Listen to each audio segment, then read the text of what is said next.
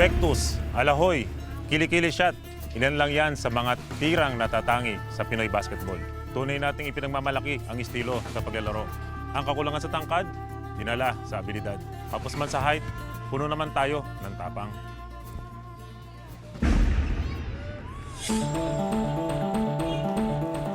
May ito yung art, yung form ng art, how to shoot the ball na wala sa libro, di ba? Ngayon kasi lahat, lalo na lang ngayon, scientific, lahat na de libro.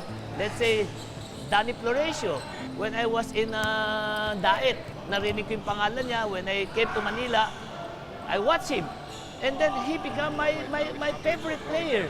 After watching him, I used to copy him. I think basketball is so inherently creative eh. Parang Pinoy na Pinoy siya eh. It's a lot of improvisation. There's a lot of opportunity to express yourself. Filipinos have rhythm. It takes rhythm to play basketball. You know, you have to be able to run and jump, of course, but you also have to be able to move sideways very quickly. We are artistically gifted. The way we play, iba tayo maglaro, no? Has anyone played something like a Samboy Lin? James Young.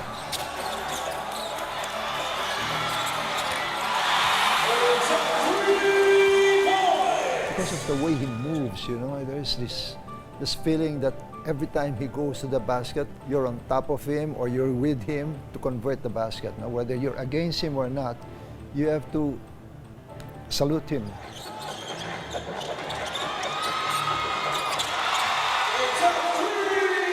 Yung brand of basketball na nilalaro sa Pilipinas ay talagang naiiba. It is unique because yung abilidad ng Pilipino, yung pagagamit ng gulang, yung pagagamit ng different advantages to be able to play the game to our advantage. We do it in a way that's strictly Filipino. Maibilidad tayo eh. I think that kind of game is what makes us love basketball because I can really say, it's our own. Basketball is our game. Ang ating bagong national team coach na si Tab Baldwin, nakapag-coach na sa New Zealand, Lebanon, Jordan. Pero ibang klase raw talaga ang talento ng mga Pinoy. If you looked at the practical aspect of it, you wouldn't, you know, because you don't have the size generally necessary to be considered a strong basketball population. But you have quickness, you have flair, you have the ability to be creative, and Filipino basketball players are probably more creative than any that I've ever seen. Agility, athleticism, long-range shooting, quickness, meron tayo lahat nun. Nag-uumpisa yung basketball, maliliit pa lang talaga ang mga Pilipino eh. Pero sa skills at talent, hindi tayo papatalo. Yun nga, yung diskarte, minsan talagang nakakalusot tayo. Siguro daanin natin sa larong kalye. Diba? Kasi yun yung larong Pilipino eh, larong kalye. Ellis with a steal. Watch out! I guess our style of play, we're a little flamboyant. We can get a little physical. Say, as opposed, managed to watch the 5th game of the Cavaliers State Warriors in San Francisco when I was there about a month ago. It was a good game, but it's not as entertaining, as passionate as, you know.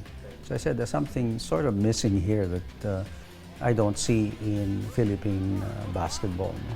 So, you know, they're extremely good players, these are NBA players, but still, we just play differently. We play very smartly, precisely to accommodate the restraints that are put on us. Pero bukod sa natural na abilidad, diskarte at pagiging pisikal, isang bagay ang naging tatak na rin ng Pinoy basketball. The Filipino basketball player, I would say, has the heart, no? Like I mentioned sa iyo kanina, even if we are playing against much bigger players, much higher competition, at a high competitive level, lumalaban pa rin tayo, hindi tayo sumusurrender, ika nga. No? Yung style natin, pag tinignan tayo, parang hindi tayo marunong eh. Ang lilit nitong mga to pero ganito kulay, ganyan. Pero pag naglaro na, ang lilikse, ganyan. Pwede ready sa banggahan. Kung maglaro, saksak ng saksak. The ingredient of playing with heart is what makes the Filipino basketball player unique and special all over the world. Dahil sa angking galing ng mga Pinoy na basketballista, madaling na humaling ang pan sa laro. Sa tindahan man, o barberya, o sa inuman, hindi mawawala ang usapang basketball. Ang ibang fans, iniipon ng baon o sweldo makapanood lang ng laro o masilayan lang ang kanilang mga paboritong player. Manalo, matalo, umulano o umaraw, dito man sa Pinas o saan man sulok ng mundo, walang kaparehas ang Pinoy basketball fans. Juan Fernandez momentarily open. That time, around 12 years old ako. Panahon na yun, sila Jaworski, sila Juan Fernandez, Samboy. I'm lucky na inabutan ko rin sila kasi at the tail end of their career na sila Mon noon eh. Mga siguro ilang years na lang nag-retire na rin sila. Pero that was the golden age of basketball. Sila kasi yung parang sila yung Nora at Vilma ng Philippine basketball. Yung 1990, when we had Samboy and Kaidik, they were two of the best in Philippine basketball history.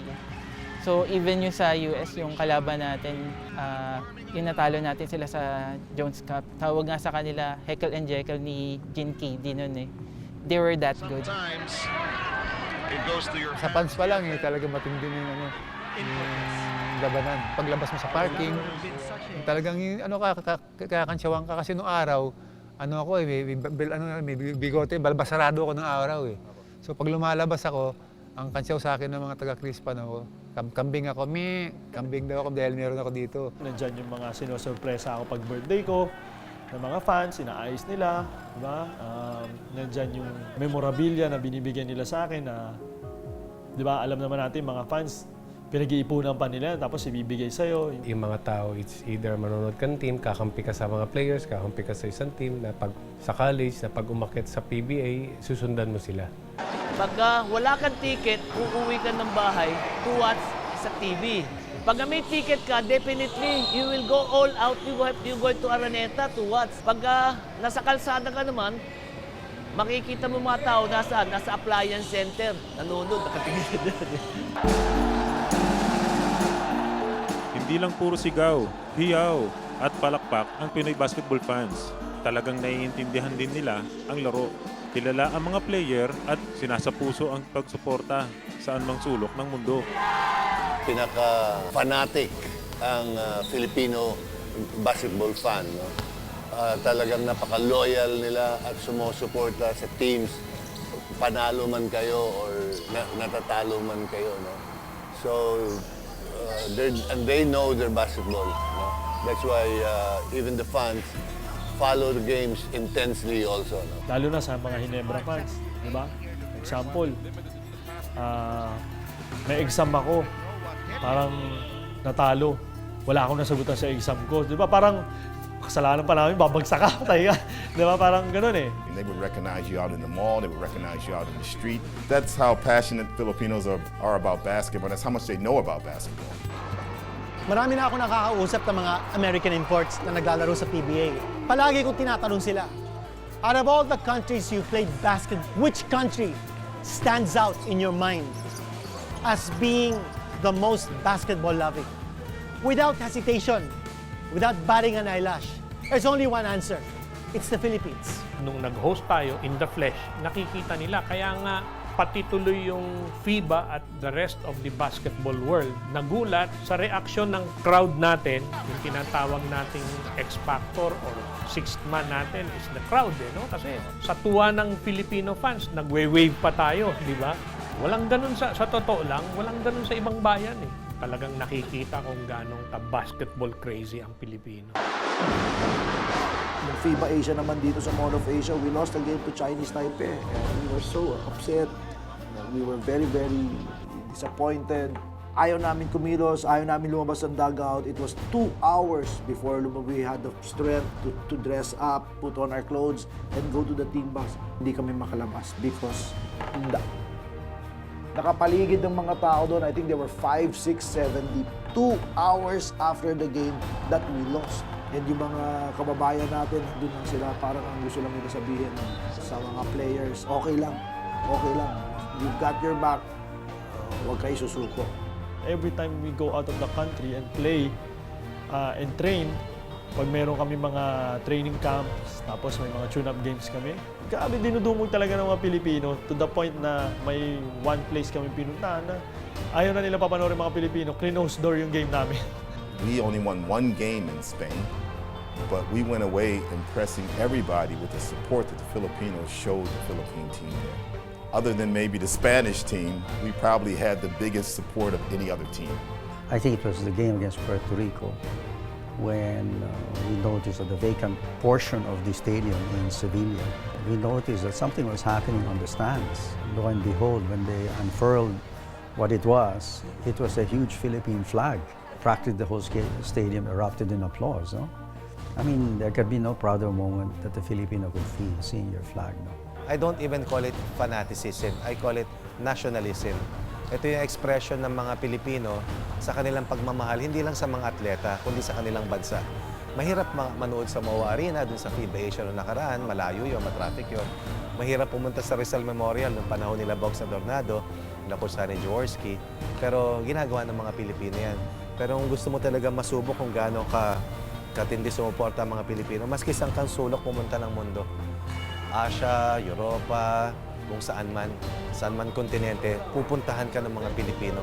At subok na yan, ipagluluto ka nila ng adobo, sinigang at higit sa lahat, sasamahan ka nila kung mananalo man o hindi man kayo magtatagumpay.